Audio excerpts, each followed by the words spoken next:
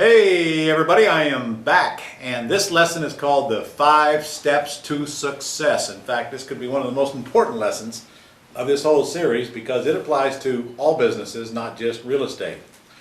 I really don't care whether you are a doctor or an attorney or a real estate broker or a retailer or a restaurant or a pressure washer or a roofer or whatever you are. These 5 steps apply to your business. So I'm going to go through them and tell you how they also apply to being a real estate investor where you're buying and selling houses. Now, not only do they apply to our business, but they apply to both sides of our business. They apply to buying and they apply to selling. I'm going to open a restaurant here in Jacksonville called LeGrand Steak and Seafood. They apply to that business.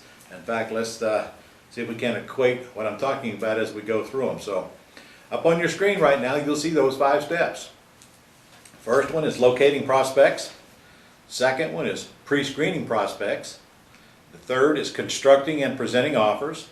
The fourth is follow-up. And the fifth is close quickly. So let's go through each of these steps and make sure you understand what you have to do to implement these steps as a real estate investor. Start with locating. If we miss step 1 in any business, locating prospects, we don't have a business. Business cannot survive without customers. And if we don't find those customers and let them know what product or service we have and get them to come to us and raise their hand, we don't have a business. And my friend, I'll tell you, that is the reason, my guess is probably 80% of the businesses that do not survive do not understand that you just can't open the doors and hope they will come. They will not come. You have to make them come. You have to do something to get them to expose to your product or service. When I open my restaurant, I have a multifaceted marketing campaign, both online and offline.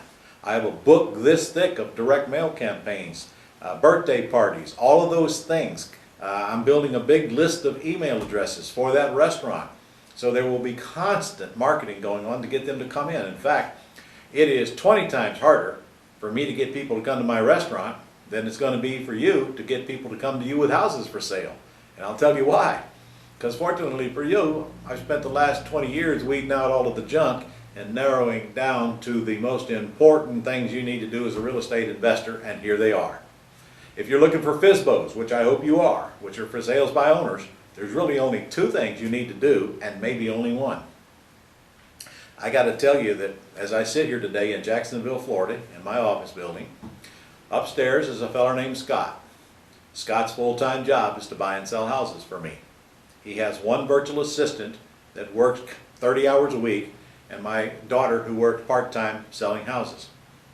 Scott is capable and able of doing, in fact, we are doing right now about 2 to 3 AX deals a week, and we're probably getting 1 to 2 bank-owned properties accepted per week. We're working both sides of the business. And here's what we do to get all the FSBOs we want. We have our VA calling FSBOs for us and completing the property information sheet. Now, I just did a lesson recently on that. I'm not going to go through all of that here, but if you just do that and you do it correctly and don't quit in the middle because you don't have it perfected the first go around, you'll get all the FSBOs you need. When I do the boot camps, which I do them every other month, when I do these boot camps, students bring tons of FSBOs to class. We turn a lot of deals out of those FSBOs as long as you get the completed information. And I have sessions just on that for you as well. So, calling FSBOs is my #1 way of finding pretty houses. And in fact, right now we're not sending out any yellow letters, which is my #2. I teach a whole yellow letter campaign in my green pretty house cash flow system, and I teach it also at my Quick Start Real Estate School.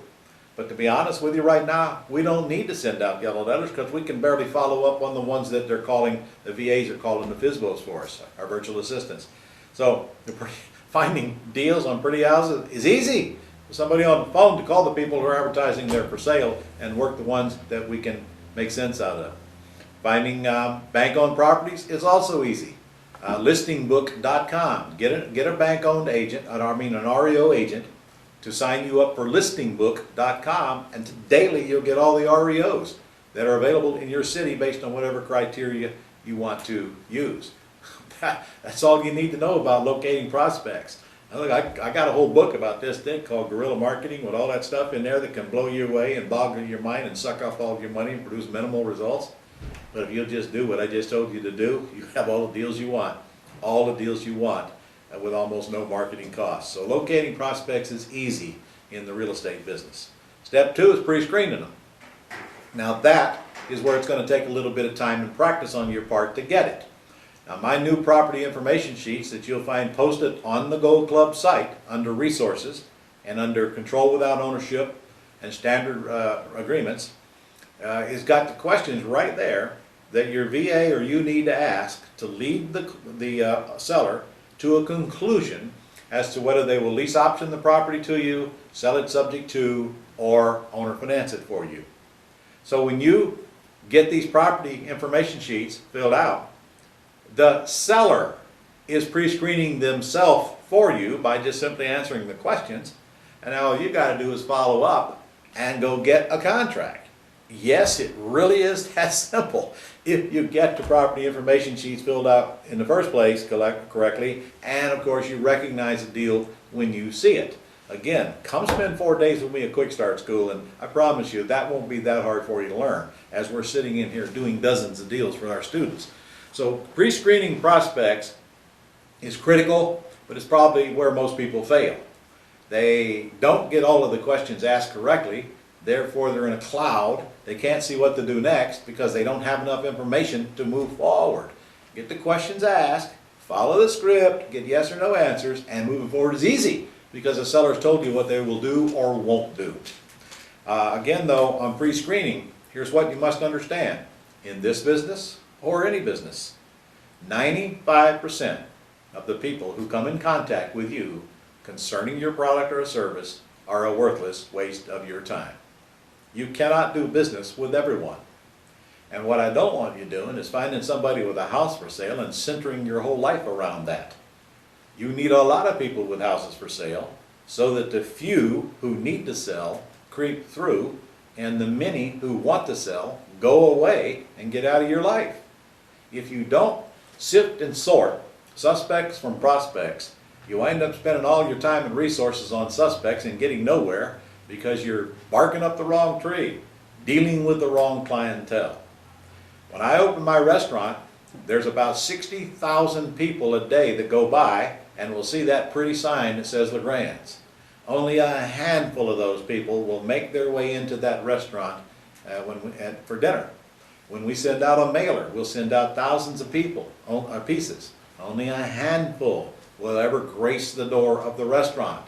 My friend, that's business. Got to fill up the funnel at the top so that those who are interested in your product or service weed their way down to the bottom. No different than with real estate. Number 3 is construct and present offers. The good news is, if you collect the information correctly on the property information sheet, the offer that you're going to construct and present has already been constructed by the seller. All you got to do is turn it around. Will you lease option the property for what you owe on it? Will you sell or finance it? If so, what's the least you take down and what's the lowest monthly payment? Will you sell for what you owe on it? It is not hard to construct these offers when you've already got the answers right in front of your face. So it's not about negotiating. It's about finding, pre-screening, and then following up on those obvious deals where the seller says yes to the right questions. Number 4 is follow up. Now here's the most violated rule of business right here. 82% of the business, all of your business will be done with the 2nd through the 7th contact with a prospect, not the 1st. So if you're a one-hit wonder and you hear the word no and you quit, you've decided to give up 82% of your revenue. And that applies to any business. People need time to make a decision. They need time to get to know you. They need time to determine whether they want to sell their house or whether they want to sell it right now or whether they want to sell it your way sometimes. Sometimes they beg you to come out. Let's do it today. Sometimes it takes a little bit of time. Sometimes they say no today and time and circumstances changes their mind. All sellers' minds will change with time and circumstance. Remember that restaurant? Some people will drive by my restaurant 20, 30, 40 times before they decide to come in. I can't make them come in. I'm not going to stick somebody out there in the middle of traffic forcing them to come in. They're going to come in when time and circumstances changes their mind. Same with this business, same with any business. So don't be a one-hit wonder. When you get a suspect to the point to where they're a prospect, because they've given you the right answers, and you can't get the deal consummated right now, you have to have a little patience and follow up.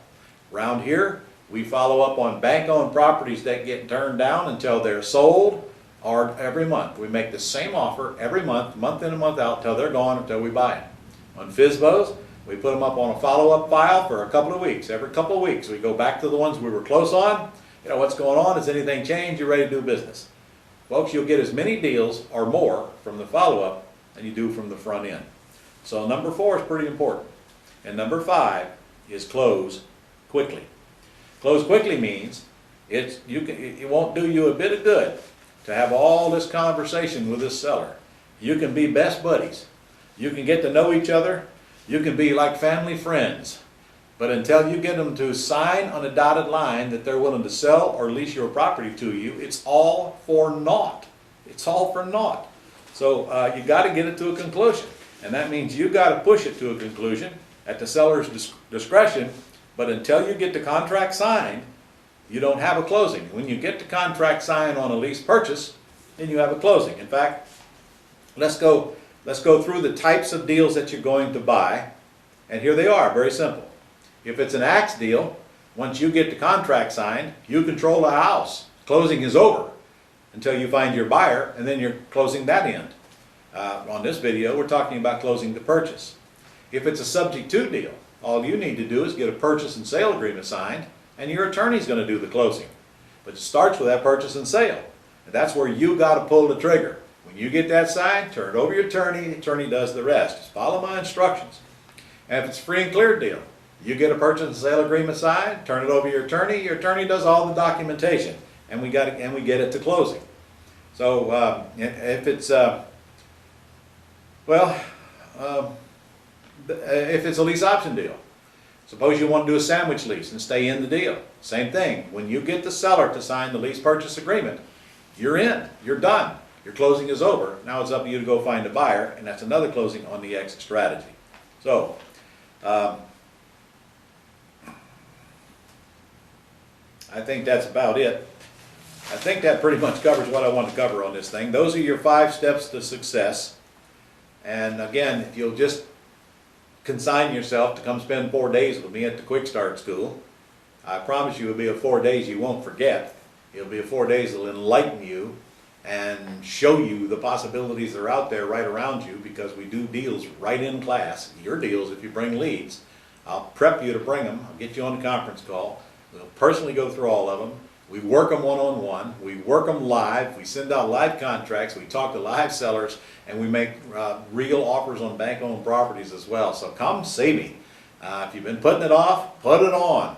I think we're going to have a great year this year if you make it this year that way. I don't know who's going to get elected, and frankly, I'm not going to sit around and have my income hinge on it, and I hope you're not going to do the same thing. I hope these lessons are of great value to you, and there's a lot more of them to come, so stay tuned. See you on the next one.